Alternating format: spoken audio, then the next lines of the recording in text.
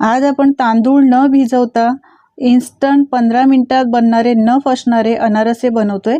करायला खूप सोपे आहेत। तुम्हाला जर वेळ नसेल तांदूळ भिजवायला तर तुम्ही असे हे झटपट जाळीदार अनारसे 15 मिनिटात फक्त बनवू शकता। चला तर रेसिपीला सुरुवात करूयात।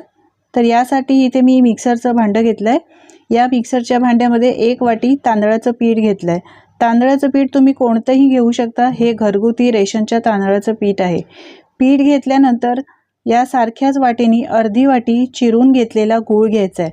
गूळ घेताना चिरूनच घ्यायचा, अख्खे असे गुळाचे खडे घालायचे नाहीत।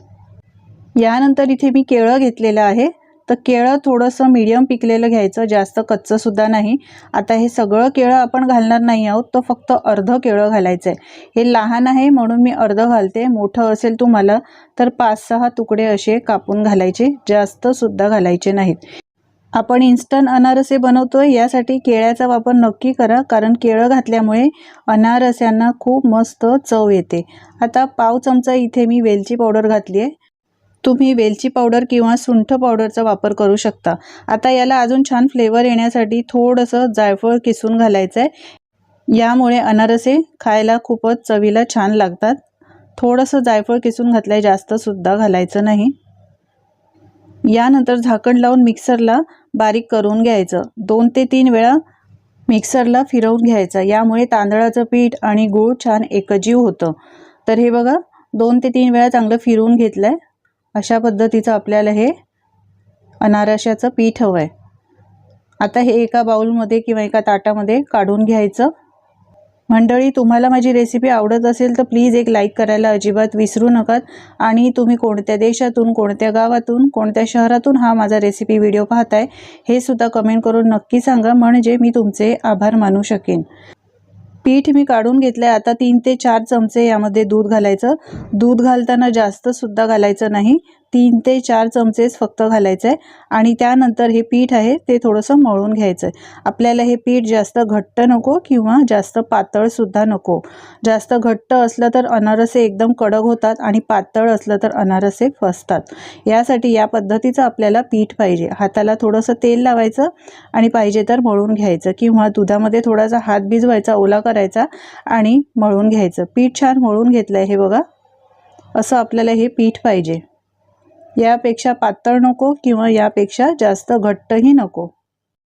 आता 10 मिनिटं फक्त हे पीठ आहे ते मुरण्यासाठी ठेवून द्यायचं। 10 मिनिटांनंतर तुम्ही पाहू शकता पीठ छान मुरलेलं आहे। हे बघा थोडंसं हे सॉफ्ट सुद्धा झालेलं आहे, हे बघा। आता हाताला थोडंसं तेल लावायचं आहे किंवा तूप लावायचं आणि पिठाचे समान आकारात, एकसारख्या आकारात गोळे बनवून घ्यायचे, म्हणजे आपल्याला अनारसे थापताना ते चिटकत सुद्धा नाही। थोडंसं हलकं मळून घेतलंय। मळून घेतल्यानंतर एकाच आकाराचे हे गोळे बनवून घेऊया। तर मी सारख्याच आकाराचे हे गोळे बनवून घेतलेत, म्हणजे अनारसे करायला पटकन होतात, पटकन करता येतात। आता अनारसे करायला घेऊया। यासाठी एका ताटामध्ये थोडीशी खसखस आहे घेतलेली, ती अशी पसरवून ठेवायची, म्हणजे अनारसे व्यवस्थित थापता येतात। यानंतर एक गोळा घ्यायचा आहे। हाताला थोडंसं तूप लावायचं किंवा तेल लावायचं, म्हणजे हाताला ते चिटकत नाहीत। आणि अशा पद्धतीने थोडासा दाब द्यायचा आहे।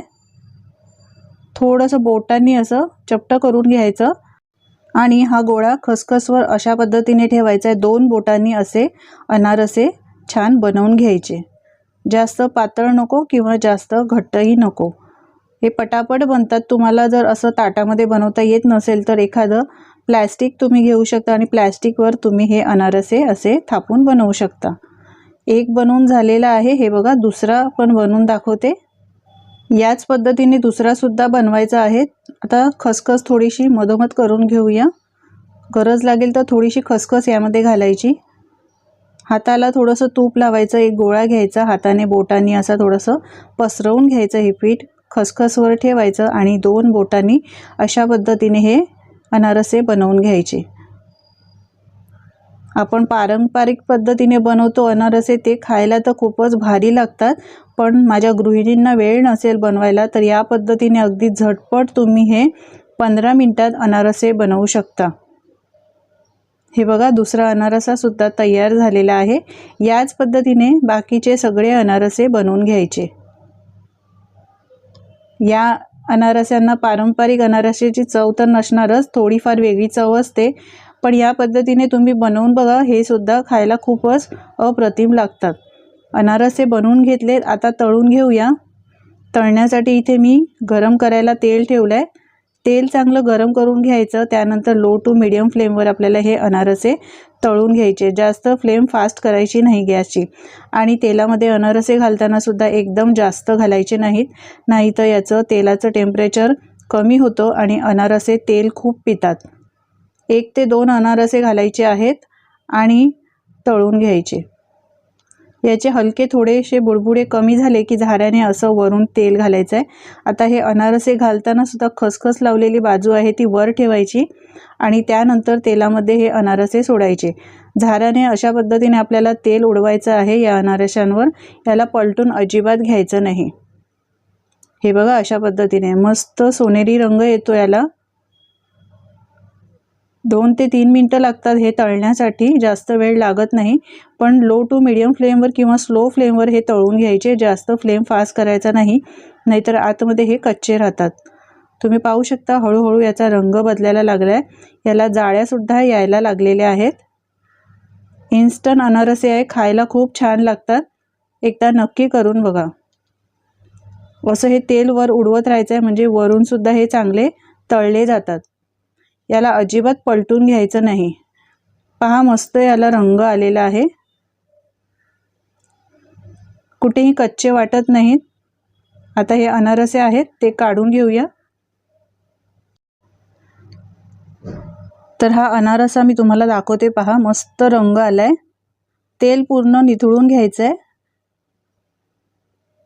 दुसरा सुद्धा दाखवते, हे बघा किती रंग सुरेख आलाय। पारंपरिक पद्धतीने जसे आपण बनवतो त्याच पद्धतीने हा अनारसा तयार झालेला आहे।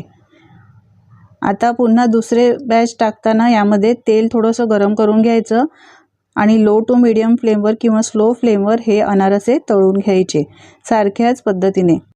तेलाचे थोडे बुडबुडे कमी झाले की झाऱ्याने यावर तेल सोडायचं आहे, वर असं उडवायचं। हे बघा म्हणजे वरून सुद्धा ते छान भाजले जातात, तळले जातात आणि याला रंग सुद्धा सुरेख येतो। अनारसे तेलात सोडताना लक्षात ठेवा, खसखसची बाजू आहे ती वर ठेवायची आणि त्यानंतर अनारसे तेलामध्ये सोडायचे आहेत। हा बघा दुसरी बॅच सुद्धा मस्त तळून झाली आहे, छान जाळी पडलेली आहे याला। आता हे सुद्धा काढून घेऊया आणि सारख्याच पद्धतीने बाकीचे सुद्धा तळून घेऊया। तर सगळे अनारसे मी तळून घेतले। थंड झाल्यावर मस्त हे खुसखुशीत होतात, बरेच दिवस टिकतात आणि खायला सुद्धा अप्रतिम लागतात। तुम्ही पाहू शकता अजिबात हे कडक झालेले नाही, अगदी मस्त बनतात हे मंडळी। तुम्ही सुद्धा करून बघा या पद्धतीने, माझी खात्री आहे तुम्हाला आजची रेसिपी नक्कीच आवडली असेल। तर तुमच्याकडे वेळ नसेल आणि तुम्हाला अनारसे बनवायचे असतील तर या पद्धतीने तुम्ही असे हे झटपट अनारसे एकदा नक्की बनवून बघा। बनवून बघितल्यानंतर तुमचे अनुभव माझ्यासोबत शेअर करा। आजची रेसिपी कशी वाटली कमेंट करून नक्की सांगा। आवडली असेल तर मित्रमंडळी कुटुंबासोबत शेअर करा।